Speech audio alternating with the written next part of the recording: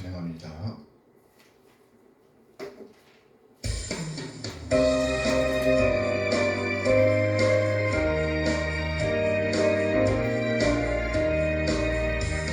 생명의 주여 면류관 받으시옵소서.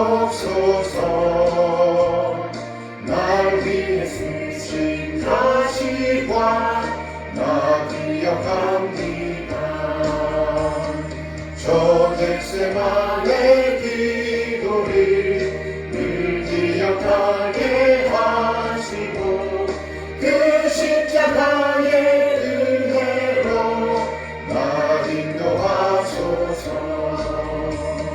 누셨던 무덤 내게도 보이시옵소서. 잠드신 동안 전사가 굳게 지키었네. 저 겟세마네 기도를 늘 기억하게 하시고 그 십자가의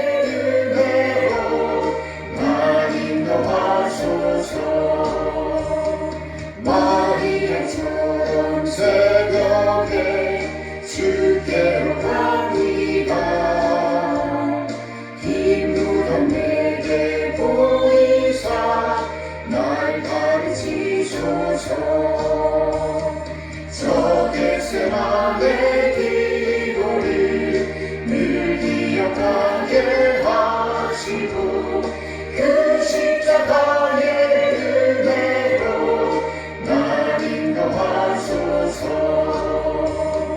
고난의 잔을 날 위해 감하셨나이다. 나 항상 나의 십자가 감당케 하소서. 저 겟세마네 기도를 늘 기억하게 하시고 그 십자가의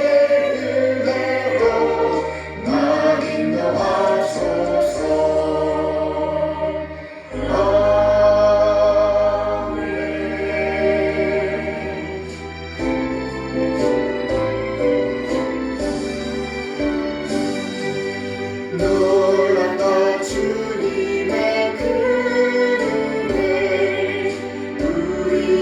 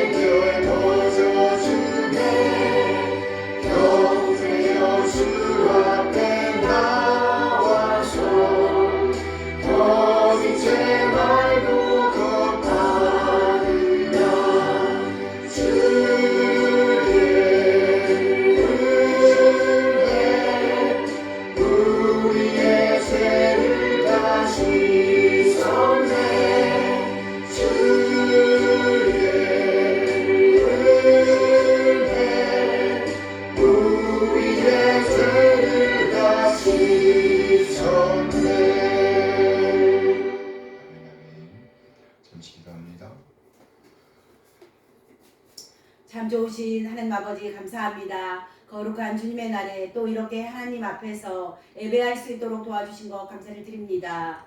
하나님 아버지, 우리들의 심령이, 우리들의 마음이 심히 연약하여서 아버지 힘들고 넘어지고 입술로 불평할 때가 너무나도 많이 있습니다. 하나님 용서하여 주시고 오직 하나님의 사람으로 성숙되어가는 우리들의 삶이 될 수 있도록 주님 붙들어 주시기를 원합니다. 하나님 아버지 힘써 하나님을 예배하기를 즐거워하게 하여 주시고 하나님 아버지 주님 나라 가는 그날까지 아버지 하나님의 은혜 안에서 아버지 예배하기를 기뻐하고 즐거워하는 삶을 살 수 있도록 주님 붙들어 주시고 인도하여 주시옵소서. 하나님 아버지 세상에서 살아갈 때에도 하나님을 사랑하고 이웃을 사랑하며 하나님을 섬기고 이웃을 섬기는 거룩한 삶을 살아갈 수 있도록 주님 붙들어 주시고 인도하여 주시옵소서. 무엇보다도 예수님을 나의 예수님으로 나의 주님으로 고백하며 아버지 하나님의 사람으로 살아갈 수 있도록 주님 함께하여 주시옵소서.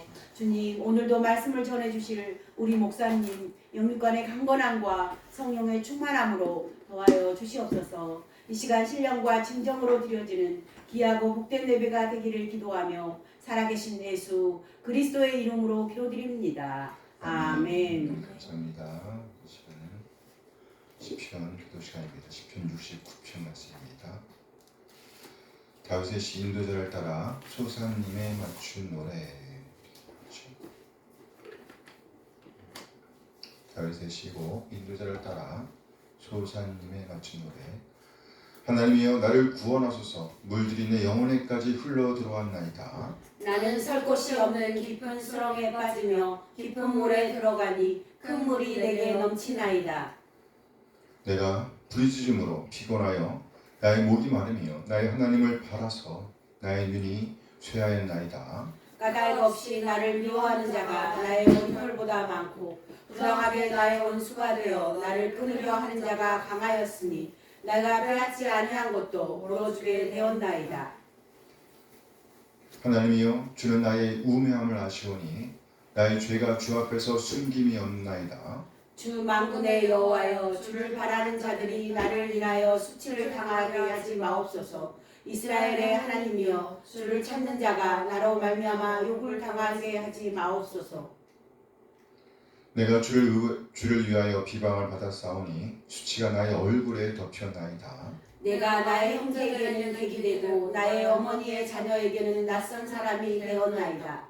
주의 집을 위하는 열성이 나를 삼키고 주를 비방하는 비방이 내게 미쳤나이다. 내가 곡하고 금식하였더니 그것이 도리어 나의 욕이 되었으며 내가 굵은 배로 내 옷을 삼았더니 내가 그들의 말거리가 되었나이다.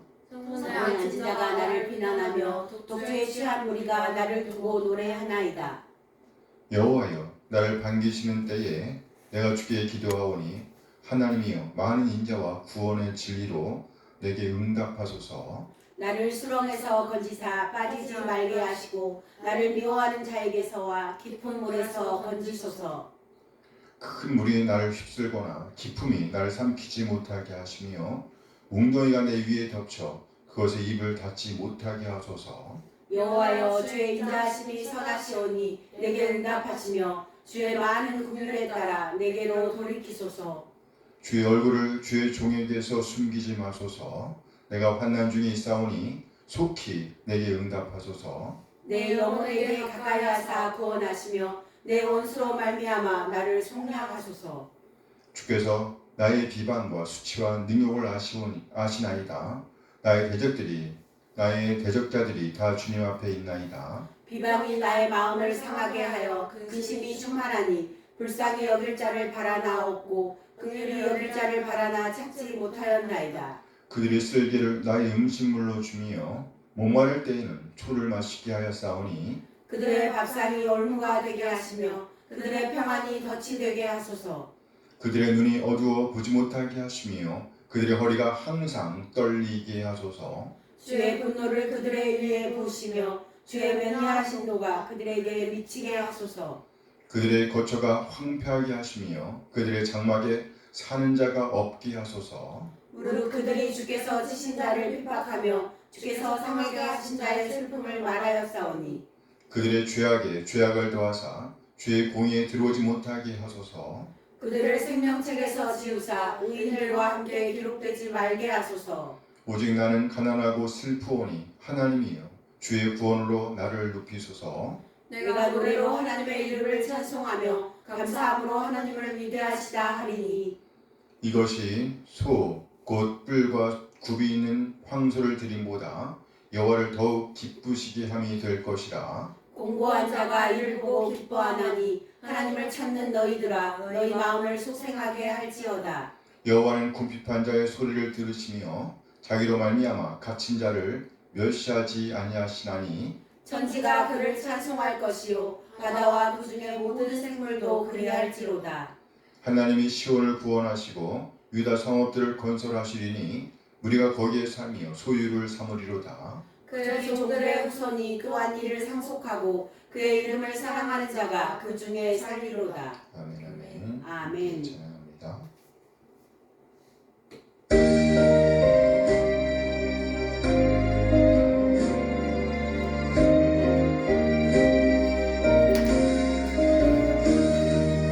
사랑의 주 하나님 우리 삶을 주관하시니 말씀으로 우리에게 영원 천국 알게 하소서.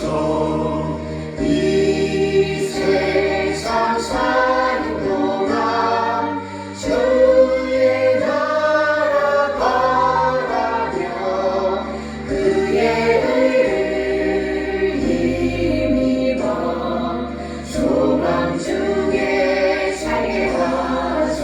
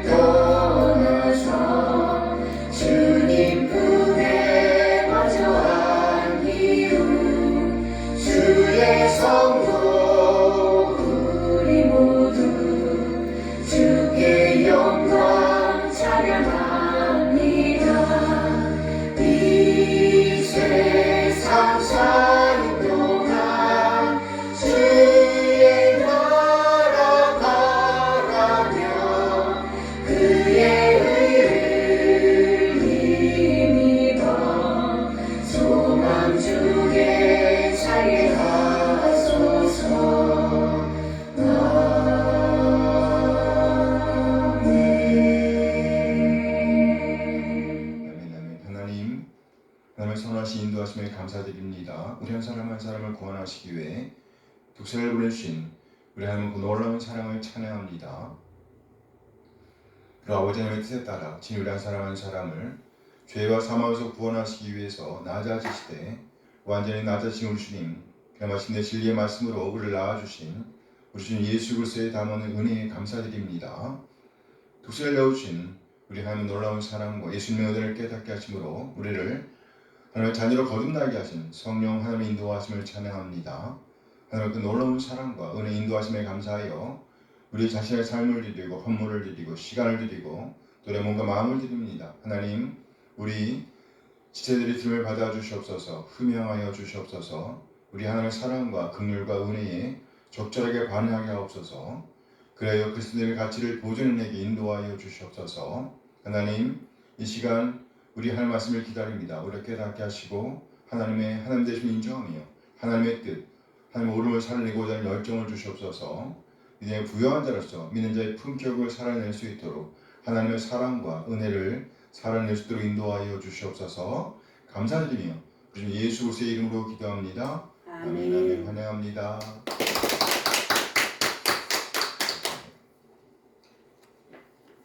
시간은 1289년 런던 침례교 신앙 고백서 제9장 하나님의 의지에 관하여를 고백합니다. 하나님의 의지? 자유의지에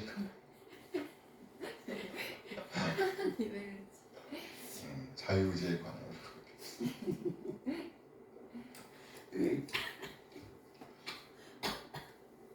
뭐가 이렇게 좋아요? 자유의지에 관하여 뭐라고요? 자유의지에 관하여. 하나님 인간에게 의지라는 기능을 주셨는데 인간은 의지의 기능으로서 자신의 선택에 따라서 행동할 수 있는 본성적인 자유와 능력을 갖는다. 인간의 의지는 선이나 악을 행하도록 강요를 당하거나 또는 숙명적으로 선이나 악을 행하도록 결정되어 있는 것은 아니다. 인간은 무죄 상태에서는 하나님 보시기에 선하고 하나님을 기쁘시게 하는 일에 의지를 가지고 행할 수 있는 자유와 능력을 가지고 있었다. 그러나 그 자유는 가변적인 것이어서 그 상태에서 타락할 수 있는 가능성도 있었다. 인간은 타락으로 말미암아 죄에 빠진 상태에서는 구원에 이르는 어떠한 영적인 선을 행할 수 있는 의지의 능력을 모두 완전히 상실해 버렸다. 그러므로 자연인은 영적인 선을 행하기를 싫어하며 죄 안에 죽어있는 상태이므로 자신의 힘으로는 회심할 수 없고 회심할 수 있도록 스스로 준비할 수도 없다. 하나님께서 죄인을 회개시키고 은총의 상태로 옮기실 때에 죄인을 죄에 묶여있던 본래의 속박에서부터 해방시켰다. 그리고 오직 은혜에 의해서만 영적인 선을 자유롭게 의지를 가지고 행할 수 있게 하신다. 그러나 그 속에는 여전히 부패성이 남아있기 때문에 선한 것만을 완전하게 추구하지 않고 때로는 악한 것도 원한다. 인간의 의지는 영화의 상태에 있을 때에만 전적으로 그리고 변함없이 선만을 행하는 자유를 가진다. 그렇죠. 함께 고백했는데 뭘 고백했어요? 제목이? 자유의지에 관하여. 오늘 메시지 본문은 갈라디아서 1장 1절에서 9절까지의 말씀입니다. 사람들에게서 나는 것도 아니요 사람으로 말미암은 것도 아니요 오직 예수 그리스도와 그를 죽은 자 가운데서 살리신 하나님 아버지로 말미암아 사도된 바울은 함께 있는 모든 형제와 더불어 갈라디아 여러 교회들에게 우리 하나님 아버지와 주 예수 그리스도로부터 은혜와 평강이 있기를 원하노라. 그리스도께서 하나님 곧 우리 아버지의 뜻을 따라 이 악한 세대에서 우리를 건지시려고 우리 죄를 대속하기 위하여 자기 몸을 주셨으니 영광이 그에게 세세토록 있을지어다. 아멘. 그리스도의 은혜로 너희를 부르신 이를 이같이 속히 떠나 다른 복음을 따르는 것을 내가 이상하게 여기노라. 다른 복음은 없나니 다만 어떤 사람들이 너희를 교란하여 그리스도의 복음을 변하게 하려 함이라. 그러나 우리나 혹은 하늘로부터 온 천사라도 우리가 너희에게 전한 복음 외에 다른 복음을 전하면 저주를 받을지어다. 함께 우리가 전에 말하였거니와 내가 지금 다시 말하노니 만일 누구든지 너희가 받은 것 외에 다른 복음을 전하면 저주를 받을지어다. 아멘.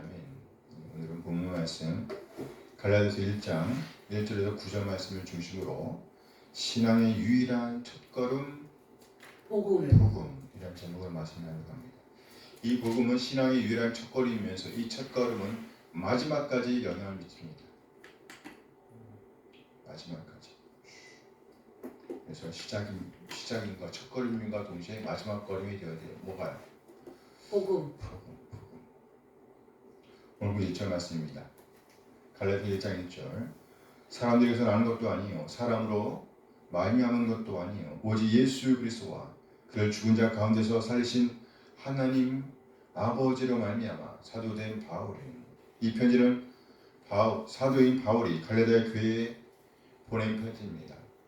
사도인 바울이 갈라디아 교회에 보낸 편지예요. 본문에 의하면 바울은 어떤 단체에 의해서 세워진 사람이 아니었습니다. 인간의 권위에 의한 것도 아닙니다. 바울을 사도로 세우신 분은 예수 그리스도, 바로 그분이십니다. 아울러 예수를 죽으면서 살리신 하나님이 바로 그를 사도로 세워주셨다고 바울은 강력하게 선포합니다. 그러면서 이제 바울은 갈라디아 교회에 문안합니다. 오늘 보면 2절 3절 말씀인데요. 갈라디아 1장 2절 3절. 함께 있는 모든 형제와 더불어 갈라디아 여러 교회들에게 우리 하나님 아버지와 주 예수 그리스도로부터 은혜와 평강이 있기를 원한다. 함께 같이 읽어볼까요? 함께 있는 모든 형제와 더불어 갈라디아 여러 교회들에게 우리 하나님 아버지와 주 예수 그리스도로부터 은혜와 평강이 있기를 원하노라. 문안에 이어 바울은 그들을 위해 기도하면서 그들에게 예수님을 증거합니다. 오늘 보면 갈라디아 1장 4절 5절 말씀이에요. 함께 읽어요. 그리스도께서 하나님 곧 우리 아버지의 뜻을 따라 이 약한 세대에서 우리를 건지시려고 우리 죄를 대속하기 위하여 자기 몸을 주셨으니 영광이 그에게 세습토록 있을지어다. 아멘. 그래요. 예수님 그분은요 바로 우리 죄를 위해 죽으신 분이십니다.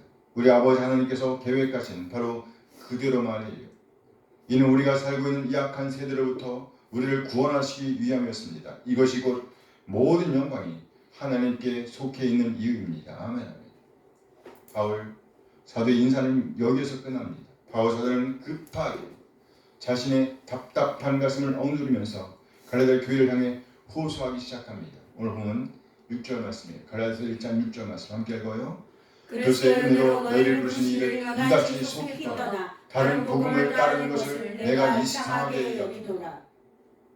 나는 충격받았습니다. 아니 어떻게 그렇게 빨리 그렇게 쉽게 하나님으로부터 돌아설 수 있단 말인가요? 하나님께서 그 사랑과 긍휼로 우리를 부르시고 그리스도를 통해 영원한 생명을 주시려고 하시는데 말이에요. 어떻게 우리 구원에 누리신 예수님을 그렇게 속히 떠날 수가 있단 말인가요? 어떻게 다른 복음을 추구할 수가 있단 말인가요? 바울 사도의 답답한 심정은 계속 이어집니다. 오늘 7절 말씀이에요. 갈라디아 1장 7절 함께 읽어요. 다른 복음은 없나니 다만 어떤 사람들이 너희를 교란하여 그리스도의 복음을 전하게 하고 합니다. 다른 복음은 없습니다. 다른 복음은 없어요. 그것은 절대로 복음의 길이 아님을 아셔야 합니다. 단지 복음인 것처럼 가장되어 있을 뿐입니다. 여러분은 어리석었습니다. 엉뚱한 곳으로 치우치신 거예요. 이는 그리스도에 관한 진리를 비틀고 바꿔버린 자들에 의한 것입니다. 바울은 이렇게 다른 복음은 없다고 말하면서 그것은 단지 복음처럼 보이는 거짓 것임을 드러내면서 그 길로 계속 나아갈 때에 주어진 것이 무엇인지를 경고하고 있습니다. 오늘 보면 8절 말씀이에요. 갈라디아 1장 8절 함께 읽어요. 그러나 우리나 혹은 하나님부터 천사라도 우리가 너에게 전한 복음 외에 다른 복음을 전하는 저주를 받을지어다. 그래요. 누구든지 우리가 전한 그 진리와 비교할 때 다른 메시지, 다른 복음을 전한다면 하나님의 저주를 받게 될 것입니다. 오늘 이 편지 갈라디아서 쓰는 바울의 심정을 어땠을까요? 그 심정을 한마디로 표현한다면 무엇이라 하면 좋을까요? 바울의 슬픔을 표현하되 이렇게 표현하고 싶어요. 단장의 슬픔. 무슨 슬픔이요? 단장의 슬픔. 단장의 슬픔이란 이야기의 배경이 되는 때는 중국의 진나라입니다. 진나라의 환운이라는 사람이 초기란 나라를 징벌하기 위해서 군사들과 함께 배로 이동하고 있었답니다. 그러다가 이들은 삼협이라는 곳을 지나게 되었어요. 삼협이라는 곳은요, 중국에서 험하기로 유명한 곳이었답니다. 삼엽이라는 곳에 잠시 정착했을 때에 한 병사가 그곳에서 예쁜 새끼 원숭이 한 마리를 보고 그 새끼 원숭이를 안고 배에 탔답니다. 바로 그때 먼 발치에서 그 새끼 원숭이 어미가 자기 새끼가 한 병사와 함께 배에 타는 것을 보았습니다. 새끼 원숭이는 엄마 생각하지 않고 그냥 탔어요. 그때 배는 그냥 출발하였습니다. 그 새끼 원숭이의 어미는 배가 떠나는 것을 보고 울부짖으면서 험한 강가를 따라 쫓아갔습니다. 때로는 아슬아슬한 바위 벼락을 기어올랐습니다. 또 때로는 험한 숲을 헤치고 나아갔습니다. 그 원숭이는 계속 울부짖으면서 강가색을 따라 그 배를 쫓아갔습니다. 그렇게 100리나 쫓아갔다고 합니다. 100리. 40km 정도 돼요. 40km. 고향에서 우리 여기서 수원까지 거리가 그 정도 되는데요. 그만큼 거리를 평탄한 길이 아니었죠. 강 옆으로 펼쳐져 있는 산길을 따라 달려간 거예요.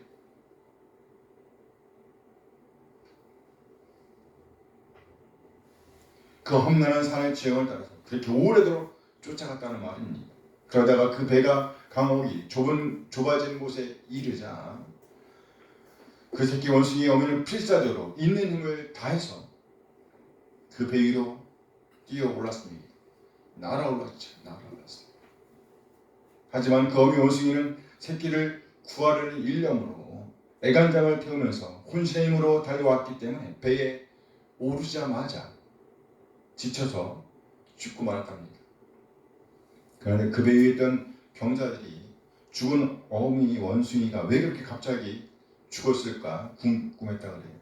그래서 그 원숭이를 배를 갈라보니까 어미 원숭이의 창자가 토막토막 끊어져 있었답니다. 새끼를 잃은 슬픔이 너무나 커서 창자가 끊어진 것이라는 거죠. 이것이 바로 단장의 슬픔, 창자가 끊어지는 슬픔이란 말의 유래라 그래요. 오늘 이 편지를 쓰고 있는 바울의 심정이 바로 그랬습니다. 자식을 잃은 슬픔, 바로 그것이 바울의 심정이었습니다. 그 한 영혼에게 대한 바울의 애끓는 사랑을 볼 수 있습니다. 그 안타까움을 볼 수가 있어요. 오늘 보면 6절 말씀. 그리스도의 은혜로 너를 부르신 이를 이같이 속히 떠나 다른 복음을 따르는 것을 내가 이상하게 여기노라. 본문의 강조되는 표현은 이같이 속히 떠나라는 말이에요. 이같이 속히 떠나. 그러면 이들이 떠나는 것은 누구인가요? 하나님이십니다. 누구라고요? 하나님. 지금 이들은 하나님으로부터 돌아섰다는 거예요. 오늘 갈라디아 교인들이 하나님으로부터 떠났다는 겁니다. 돌아섰다는 거예요. 그러나 바울을 더욱 슬프게 하는 것은요, 이들이 그것을 모르고 있었다는 겁니다. 이들은 전혀 그것을 모르고 있었어요. 지금 자신이 하나님으로부터 떠나 있었다는 것을 전혀 인식하지 못하고 있었습니다. 바울은 이들이 하나님으로 떠나는 것으로 인해서 슬퍼하고 있는데 전혀 그 본인들은 전혀 그것을 인식하지 못하고 있었으니 얼마나 안타까운 일인가요. 그래서 바울은 그들을 향해서 그것을 알려줘야만 했습니다. 갈라디아 교인들이 지금 하나님을 떠나 있다는 것을 말이에요. 그는 먼저 그들을 부르신 하나님을 기억할 수 있도록 인도하고 있습니다. 하나님은 누구이신가요? 하나님은 그리스도의 은혜로 우리를 부르신 분이십니다. 오늘 바울은 그들에게 지금 그 은혜로 부르신 이를 속히 떠났다라는 것을 알려주고 있는 거예요. 그러면 그들이 그렇게 속히 하나님을 떠나게 된 이유는 뭘까요? 뭐 때문에? 다른 복음 때문에. 그렇죠. 다른 복음 때문입니다. 다른 복음. 이들의 귀를 혹하게 하는 그 말에 그만 넘어가고 말았다는 거예요.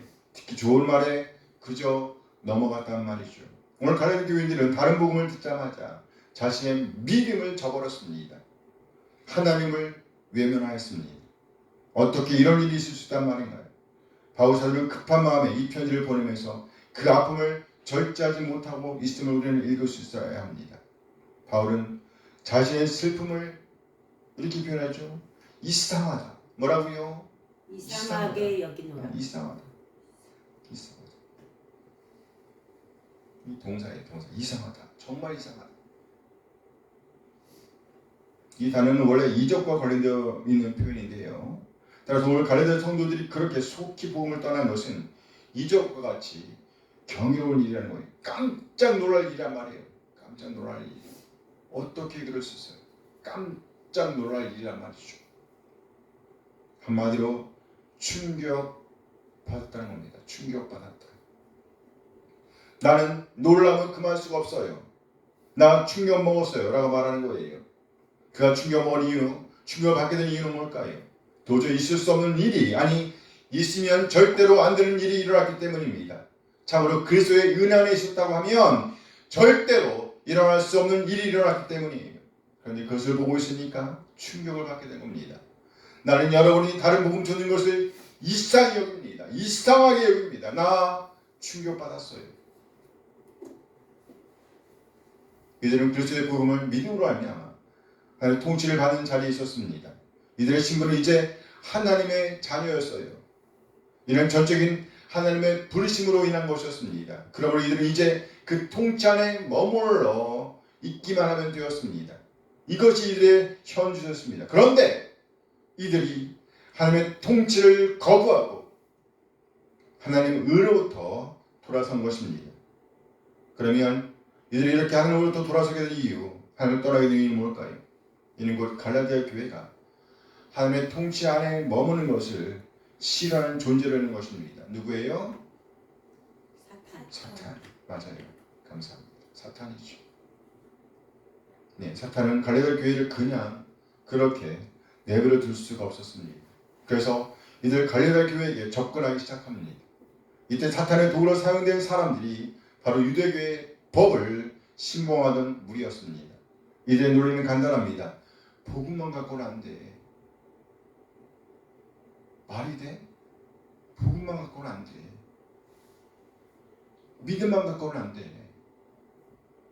이런 말로 저들은 율법의 행위를 가르칩니다. 참 이스라엘에 들어가면 할례를 받아야 돼 라는 것이었어요. 이러한 가르침은 이들에게 합리적으로 들렸습니다. 왜냐하면 이들은 이방인이었기 때문입니다. 이방인. 그러므로 할례를 받음으로 말미암아 이스라엘 백성, 즉 하나님의 백성이 된다고 생각하는 것이에요.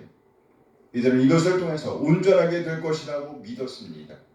그래서 바울은 이들에게 도전합니다. 오늘 7절 말씀이죠. 함께 읽어요. 다른 복음은 없나니 다른 어떤 사람들이 너희를 교란하여 그리스도의 복음을 변하게 하려 함이라. 바울 사도는 말씀합니다. 다른 복음은 없습니다. 다른 복음은 없어요. 그럼 분명하게 확실하게 다른 복음은 없다고 선포합니다. 다른 복음은 없습니다.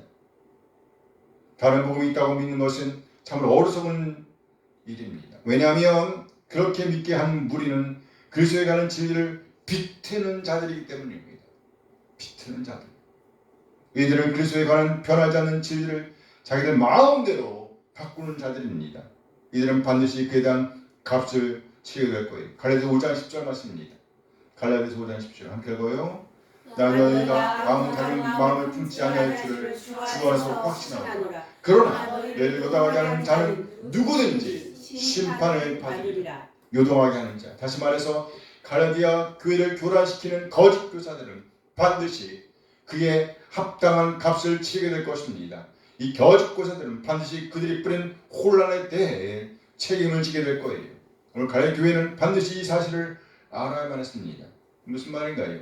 오늘 갈라디아 교인들이 느꼈던 다른 복음의 필요성은 사실 허상이었다는 겁니다. 허상.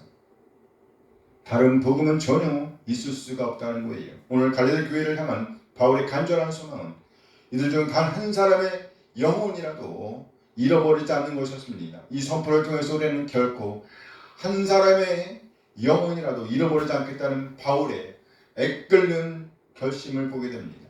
이들을 꼭 저들로부터 지켜내야겠다는 결심을 보게 됩니다. 그래서 바울 사도는 이들 영혼들을 지키기 위해서 강한 어조로 말합니다. 다른 복음은 없습니다.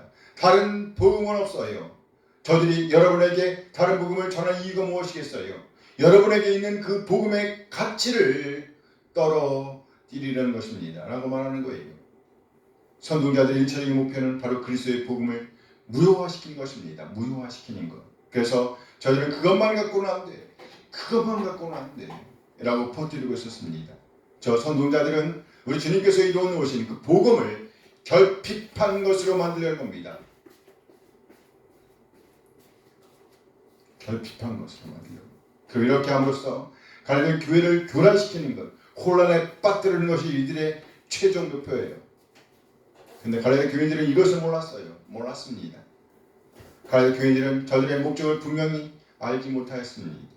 저 사탄의 지배를 받고 있던 자들은, 그 거짓 교사들은 어찌하든지 갈릴리 교회를 혼란에 빠뜨리려고 하고 있었는데, 실상 갈릴리 교회는 그것을 모르고 있었단 말이에요. 그래서 바울사들은 갈릴리아 교인들을 향하여 어리석도다 라고 한탄하기도 했습니다. 갈릴리 3장 1절 말씀이에요. 1절 이하의 말씀입니다. 함께 읽어볼까요? 어리석도다 갈라디아 사람들아, 예수 그리스도께서 십자가에 못 박히신 것이 너희 앞에 밝히 보이면 누가 너희를 깨닫느냐? 내가 너희에게서 다만 이것을 알게 하노니 너희가 성령을 받은 것이 율법의 행위로냐 혹은 듣고 믿음으로냐. 3절 읽어요. 너희가 이같이 어리석으냐? 성령을 시작하였다가 이제 육체로 마치겠느냐? 너희가 이같이 많은 괴로움을 헛되이 받았느냐? 과연 헛되냐? 그래서 너희에게 성령을 주시고 너희 가운데서 능력을 행하시는 이의 일이 율법의 행위에서냐 혹은 듣고 믿음에서냐. 바울사도는 이들을 향하여 도전하는 거예요. 성령을 받은 것이 율법의 행위로입니까? 아니면 듣고 믿음으로입니까? 여러분에게 성령을 주시고 여러분 가운데서 능력을 행하시는 이의 일이 율법의 행위에서입니까? 혹은 듣고 믿음에서입니까? 이들 갈라디아 교인들은 믿음의 고귀함을 잊어버리고 말았습니다. 복음의 가치를 너무 가벼운 것으로 생각하였다는 거예요. 복음을 믿는 것의 가치를 몰랐다는 것이죠. 그러므로 이들은 순식간에 넘어지고 말았습니다. 이로 말미암아 갈라디아 교인들은 속히 급하게 곧바로 하나님을 떠나게 된 거예요. 돌아섰어요. 이렇게 사탄은 어찌하든지 우리의 믿음을 빼앗아가기 위해서 갖은 장깨를 다 부립니다. 거짓 복음으로 참 복음의 가치를, 거짓 복음으로 참 복음의 가치를 의심하게 만들고 우리의 눈을 흐리게 만듭니다. 마땅히 보아야 할 것을 볼 수 없게 만듭니다. 우리의 눈을 완전히 가려버리는 거예요. 흐리게 만듭니다. 그렇게 사탄은 지금도 여러 가지 도구를 이용해서 우리의 시선을 다른 것에 돌리게 만듭니다. 따라서 우리는 어찌하든지 하나님의 말씀에, 복음에 우리의 마음을 집중해야만 합니다. 결코 저 사악한 무리에게 우리의 마음을, 우리의 믿음을 빼앗겨서는 안 됩니다. 다시 한번 오늘 보면 6절 말씀 봅니다. 그래서 1장 6절 말씀에 함께 읽어요.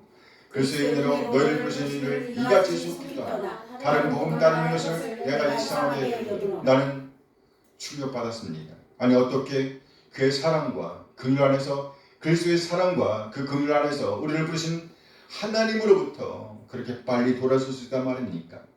그분이 누구인가요? 하나님이 누구이신가요? 그리스도를 통해, 예수 그리스도를 통해 영원한 생명을 우리와 나누려고 한 분이 아닌가요? 바울사도는 갈릴리 교회를 향하여 이렇게 호소합니다. 우리가 섬기는 하나님은 그리스도의 은혜로 우리를 부르신 분입니다. 그런데 어떻게 그렇게 속히 하나님을 떠날 수가 있단 말인가요? 여기 속히 떠났다는 말씀에 주목해 주시기 바랍니다. 속히 떠났다. 오늘 갈릴리 교인들에게 접근한 무리는 아주 합리적인 이론을 갖고 있었습니다. 그 합리적인 이론으로 인해서 이들이 돌아섰다는 거예요. 여기 속히 떠났다는 말씀은요, 이들이 말 그대로 생각 없이 속히 급하게 믿음을 포기했다는 의미입니다. 급히 신앙을 포기한 거예요. 쉽게 넘어졌다는 말이죠. 쉽게 넘어졌다.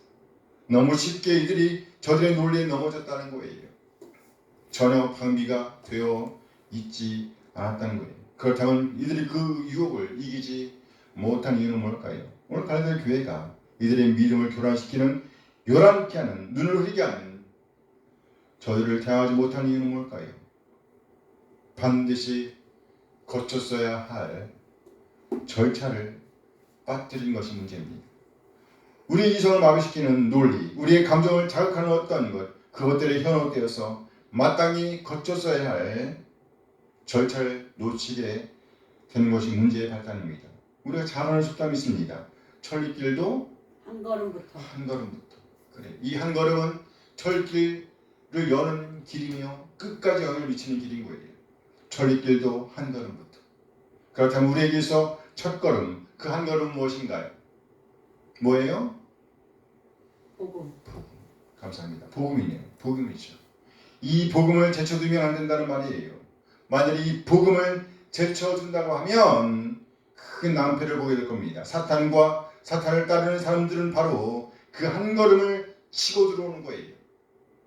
그래서 복음을 빼먹고 있다면 큰 낭패를 볼 수밖에 없습니다. 그야말로 치명적인 실패를 맛보게 될 거예요. 죽게 된다는 것입니다. 생명을 빼앗기게 된다는 거예요. 사실 갈라디아 교인들의 믿음은 놀라운 가치가 있었습니다. 갈라디아 교인들의 믿음은요, 이들 충분히 그리스도의 은혜 안에 머물게 할 수 있었다는 거예요. 그만한 능력이 있었어요. 이들의 믿음은 당연히 하나님께서 허락하신 은혜를 누릴 만한 능력을 포함하고 있었다는 말입니다. 그런데 막상 이들은 그것을 모르고 있었어요. 그래서 그렇게 쉽게 넘어졌다는 말이죠. 너무도 쉽게 저들의 논리에 무방비 상태로 무너졌어요. 그래서 그렇게 속히 급하게 생각 없이 어리석게 그리스도의 은혜를 떠나 복음의 가치, 믿음의 가치를 무료로 만들고 다른 복음을 따라 나서게 된 거예요. 그리스도의 은혜로 우리를 부르신 이 복음은요, 그 자체로 완전한 것입니다. 완전한 거예요. 이 복음은 이미 이들을 감동시켰습니다. 그랬다니까요. 갈라디아 교인들은 감동 먹었어요.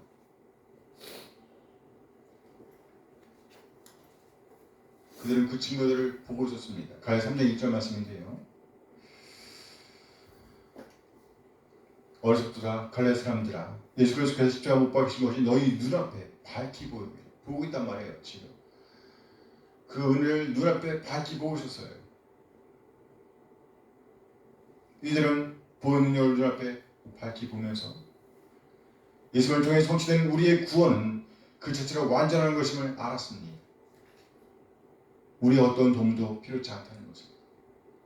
그런데 이들이 그 완전한 복음의 가치를 무시한 채, 인식하지 못한 채 그 복음을 떠났다는 거예요. 복음 아닌 것을 따르기 위해서. 놀랍죠. 이로 인한 바울의 마음은 어땠을까요? 바울이 복음을 들고 처음으로 갈라디아에 갔을 때에 그들은 바울을 아주 감동시켰던 적이 있었습니다. 그때 바울은 육체적으로 저들에게 오히려 시험거리가 될 수 있었습니다. 그런데 오히려 적극적으로 복음에 반응하였습니다. 그런 때가 있었어요. 갈라디아서 4장 10절 이하의 말씀입니다. 함께 읽어볼까요? 내가 처음에 육체의 약함으로 말미암아 너희에게 복음을 전한 것을 너희가 아는 바라. 너희를 시험하는 것이 내 육체에 있을 때 이것을 너희가 업신여기도 아니하며 버리지도 아니하고 오직 나를 하는 천사와 같이 또는 그리스도와 같이 영접했단 말이에요. 이런 경험들이 있었어요. 바울이 복음을 들고 이들에게 갔을 때 바울은 육체적으로 아주 약한 상태에 있었습니다. 그때 그들은 불쾌감을 가질 수 있었어요. 하지만 그럼에도 불구하고 오히려 바울을 거절하지 않았어요. 떠나지도 않았습니다. 아니 오히려 갈라디아 교회는요 더욱더 적극적으로 바울을 받아주었습니다. 바울을 보호해 주었어요. 섬겨 주었습니다. 마치 하나님께로부터 내려온 천사인 것처럼, 심지어 예수 그리스도 그분인 것처럼 그렇게 영접하였어요. 누굴요? 바울을. 이 말은 복음을 그렇게 영접했다는 말 같아요. 바울은 갈라디아 교회가 자신을 마치 하나님께로부터 내려온 천사를 대하는 것처럼, 예수님을 대하는 것처럼 그렇게 섬겨준 것에 대한 고마움을 갖고 있었습니다. 이런 갈라디아 교회를 생각하니 더욱더 이들이 다른 복음을 줬는다는 것으로 인해서 안타까웠습니다. 바울서는 저 사탄과의 싸움이 목적이 아닙니다. 지금 바울의 유일한 목표가 있다고 하면 저 사악한 무리로부터 갈라디아 교회를 지켜내는 겁니다. 한 사람의 영혼이라도 결코 잃어버리지 않는 거예요. 그래서 그는 계속해서 이들의 복음을 격려합니다. 또 다른 한편 저 사악한 무리를 향해서 불화살을 날립니다. 여러분 8절 이하 말씀 있죠? 갈라디아서 8절 9절. 갈라디아서 1장 8절 9절 함께 읽어요. 그러나 우리나 혹은 하늘로선 천사라도 우리가 너에게 전한 복음 외에 다른 복음을 전하면 저주를 받을지어다. 우리가 전에 말하였거니와 내가 지금 다시 말하노니 만약 누구든지 너희가 받은 것 외에 다른 복음을 전하면 저주를 받을지어다. 바울은 강력하게 선포합니다. 여러분이 믿고 받아들이는 그 복음의 가치를 떨어뜨리는 사람이 있다고 하면 그가 어디로부터 임했든지 반드시 저주를 받을 거예요. 비록 그가 하늘로부터 내려온 천사라 할지라도 말이죠. 예외가 아닙니다. 다른 복음은 없습니다. 다른 복음은 없어요. 여러분이 믿고 받아들인 그 복음은 그 자체로 완전한 것입니다. 따라서 다른 복음을 전한 자가 있다면 그럼 반드시 저주를 받을 겁니다. 라고 호소하는 거예요. 결코 하나님의 진노를 피할 수가 없다는 선언입니다. 바울 사도가 이렇게 강력하게 호소하시 이 글을 쓰고 있는 이유가 무엇인가요? 바로 이들 한 영혼을 저들로부터 지키기 위한 겁니다. 결코 저들과 싸우기 위한 것이 아니에요. 이들 한 영혼을 향한 바울의 심정을 읽을 수 있었으면 좋겠습니다. 바울의 호소를 통해서 우리는 갈라디아 교회를 향한 바울의 애끓는 심정을 읽을 수 있어요. 이 호소는 지금 우리에게도 동일하게 적용되는 호소가 아닌가요? 다른 복음은 없습니다. 우리가 잃어도 좋은 영혼은 단 한 사람도 없습니다. 이 사람 모든 사람이 죽음 앞에 숙연해지는 이유는 뭘까요? 마음속 깊은 곳에서 죽음 이후의 일을 알고 있기 때문입니다. 아무리 악하게 산 사람일지라도 아무리 악하게 악을 행하는 삶을 산 사람이라고 할지라도 죽음 앞에 서면 아주 나약한 인간에 불과한 사실을 고백하지 않을 수 없습니다. 그때라도 그들의 복음을 믿는 믿음을 고백하기를 우리는 간절하게 소원합니다. 이유가 뭘까요? 공평하신 하나님의 진노가 있음을 알기 때문입니다. 공평하신 하나님의 진노. 바로 이것을 위해서 바울 사도는 안타까워하고 있는 거예요. 그러면 이 한 영혼이 귀한 이유는 뭘까요? 바로 하나님께서 그리스도의 은혜로 부르신 자들이기 때문입니다. 하나님께서 그리스도의 은혜로 부르신 한 영혼이기 때문이에요. 이는 우리 한 사람 한 사람에게도 동일하게 적용되는 말씀입니다.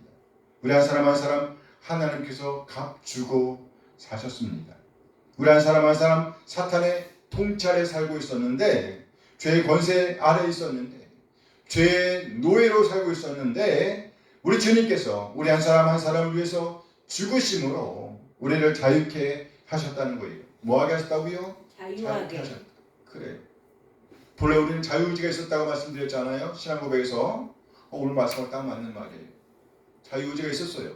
그러나 우리는 그 자유의지를 잃어버렸습니다. 왜요? 죄를 범함. 처음 사람이 죄를 범함. 하나님의 말씀을 범함으로 말미암아 그 자유를 잃어버린 거예요? 잊어버린 거예요? 잃어버린 거죠. 마치 잃어버렸어요.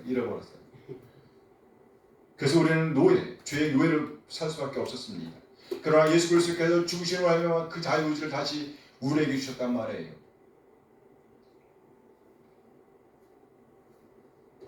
오늘 보면 4절 이해 말씀입니다. 그리스도께서 함께 읽어요. 그리스도께서 하나님 곧 우리 아버지의 뜻을 따라 약한 세대도 우리를 건지시려고 우리 죄를 다스리게 하여 자기 몸을 주셨으니 영광이 그에게 세수로 있을지어다. 아멘. 그래요. 아멘. 바울 사도는 우리 주 예수 그리스도께서 하신 일을 소개합니다. 갈라디아 교회를 포함하여 우리 한 사람 한 사람을 향한 하나님의 뜻은 바로 이 악한 세대로부터 우리를 구출하는 것이었습니다. 이 악한 세대로부터 갈라디아 교회를 포함한 우리 한 사람 한 사람을 건지시려는 하나님의 뜻을 성취하시기 위해서 우리 주님 예수 그리스도께서 자기 몸을 들이셨습니다. 그러므로 복음의 가치는 그 자체로서 완전한 것입니다. 더 이상 보탤 게 없어요. 따라서 여기 언급된 복음은 보통 명사로서의 좋은 소식, 복음을 가리키는 것이 아닙니다. 복음하면 우리 좋은 소식을 말하잖아요.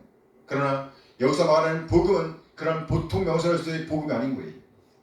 우리 주 예수 그리스도께서 구원 사역을 가리키는, 우리 주 예수 그리스도의 복음 사역을 가리키는 복음, 곧 고유 명사로서 복음이라고 할 수 있습니다.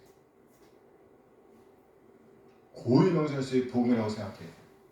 유일한 복음, 하나밖에 없는 복음을 가리킨다는 거예요. 유일한 복음, 하나밖에 없는 복음만이에요. 결코 두 개일 수가 없다는 거예요. 고유 명사로 보여도 좋다는 말이죠. 복음. 그래요. 이 유일한 복음을 믿음으로 알미암아 갈릴리 교회와 우리는 죄의 지배로부터, 사탄의 지배로부터 자유하게 된 겁니다. 이미 예수님께서 우리 한 사람 한 사람 위해 죽어주셨기 때문에, 이 유일한 복음 때문에 우리는 자유한 존재가 되었습니다. 아멘. 그런 너무나 많은 상황들이 우리로 하여금 복음의 가치를 하찮은 것으로 만들게 유도합니다. 이는 어떤 윤리로 대체될 수 있는 게 아니에요. 어떤 윤리, 어떤 도덕 윤리로 대체될 수 있는 것이 아닙니다. 복음과 제사 중 하나를 선택해야 한다고 하면 무엇을 선택해야 할까요? 복음.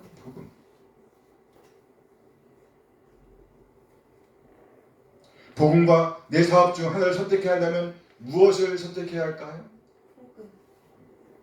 복음과 직장 중 하나를 선택해야 한다면 무엇을 선택해야 할까요?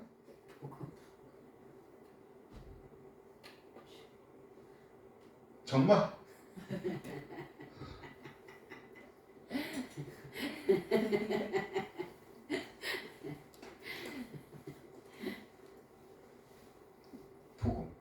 복음인 거예요.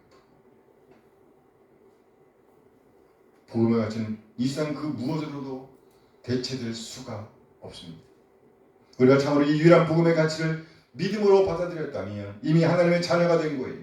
하나님의 통치 아래에 있게 되었다는 말입니다. 따라서 우리에게 남은 것은 하나님의 말씀 안에서 성장하는 일, 성숙하는 일뿐입니다.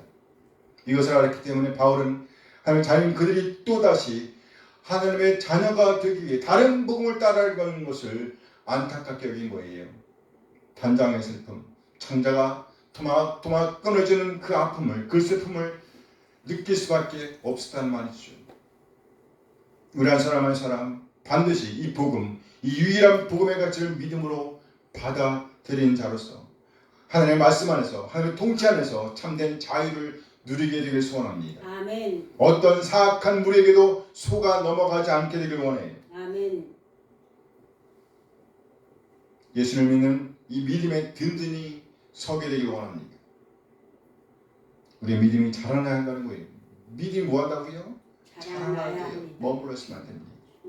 우리 삶 가운데 참으로 복음을 믿고 참된 성숙을 지향하며 마침내 우리 모두 영화에 이르게 되길 원합니다.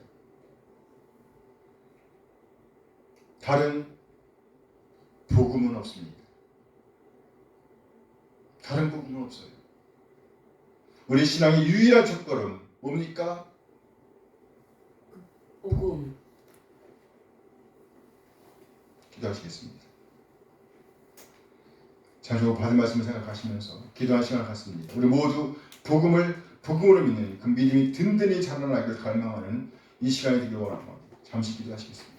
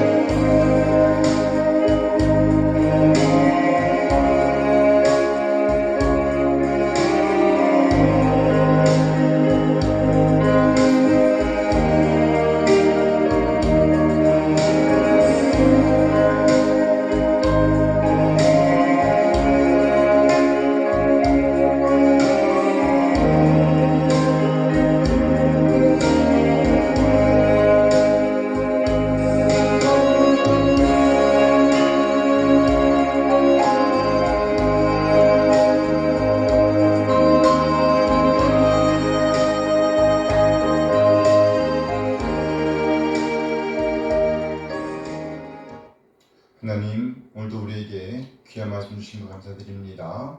우리 한 사람 한 사람 날마다 우리 하나님 아버지와 주 예수 그리스도로부터 말미암는 은혜와 평강 안에서 복음의 가치를 지키는 삶을 살아내게 하옵소서. 여러분 날마다 성장하여 예수를 믿는 그 믿음에서 든든히 서게 하옵소서. 하나님보다 나아가 바울처럼 그랬듯이 영혼에 대한 뜨거운 사랑을 허락하여 주시옵소서. 우리 한 사람 한 사람 이 믿음 가지고 한 나라가 임할 때까지 한 나라의 대사로서의 삶을 감당하게 인도하여 주옵소서. 우리 주 예수 그리스도의 이름으로 기도합니다. 아멘 아멘. 찬양을 시작하겠습니다.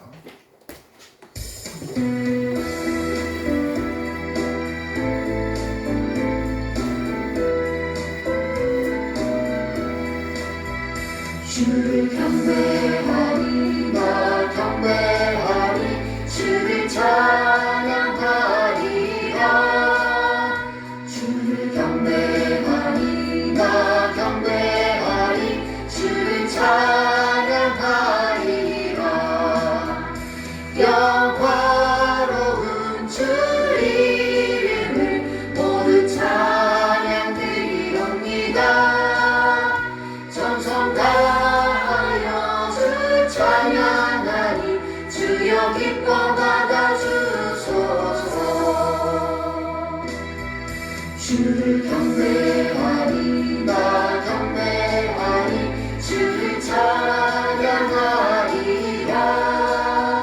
주를 경배하리 나 경배하리 주를 찬양하리라 영화로운 주 이름을 모두 찬양 드리옵니다 정성 다하여 주 찬양하니 주여 기뻐 받아주소서 영화로운 주 이름을 모두 찬양 드리옵니다 정성 다하여 주 찬양하니 주여 기뻐 받아주소서 이제는 우리 예수 그리스도의 은혜와 하나님의 극진하게 사랑하심과 성령 하나님의 교통하심이 복음의 가치를 인정하며 복음을 믿는 믿음의 든든히 서각을 다짐하는 우리 모든 지체들에게 함께 하시길 축원하옵나이다. 아멘. 아멘.